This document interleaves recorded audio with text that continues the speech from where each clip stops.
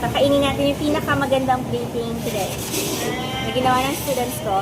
I'll show you here! Hi! For me silang winner today, so they get a prize from the teacher. So ngayon, titikman natin. I tasted this kanina. It's really good.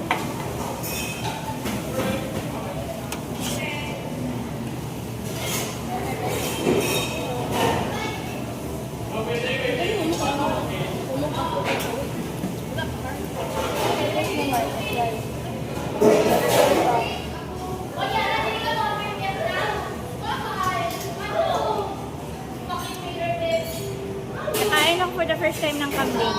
Wala ni ka, serious.